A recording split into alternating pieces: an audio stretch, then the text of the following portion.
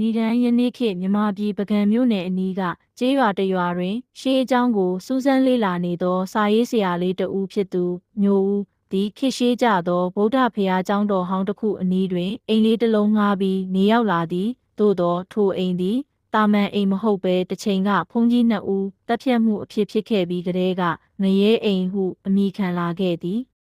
မျိုးဦးသည်သူ၏အနားချီရေးဖို့နှင့်ပကံသမိုင်းကိုစူးစီးဖို့စာရေးမည်ဝတ္ထုအတွက်စိတ်တန်စွာငှားနေရာသို့ရောက်လာသည်အိမ်ရောက်သည့်ညပထမညမှာတင်တကားဖွင့်တန်ဖုန်ကြီးစပင်အနံ့တန်လက်ခုပ်နှင့်ပေးတောင်းတန်များစတင်ခံစားရပြီးစိတ်မတန်ဖြစ်လာသည်သို့သောသူ၏စိတ်ဝင်စားမှုသည်ထိုရိုးဝတ်မှုကိုပုံမိုတူးဖော်ရန်ကောက်ကြောင်းခေါ်လိုက်သည်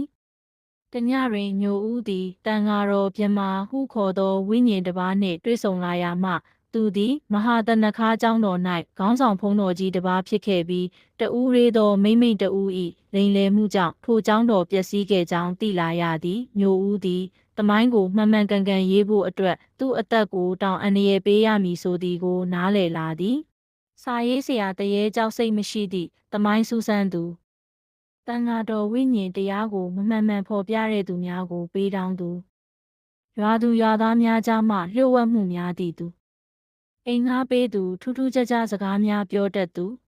မျိုးဦးသည်မိမ့်မိတ်၏နောက်ခံမှတဆင့်အံ့ဩစရာသတင်းအချက်အလက်များသိရှိလာပြီးဝတ္ထုအတွက်မဟာတနခါကျောင်းတော်၏တကယ်မှန်သောသမိုင်းကိုရေးသားနိုင်ခဲ့သည်သို့သောထိုစာအုပ်ထဲတွင်မိမိနှင့်တကွတကယ်ဝင်စားမိသူများသာတွေ့မြင်နိုင်သောမျက်နှာဖုံးမဲ့တဦး၏မှတ်စုစာမျက်နှာတစ်ခုထပ်ဖြစ်နေသည်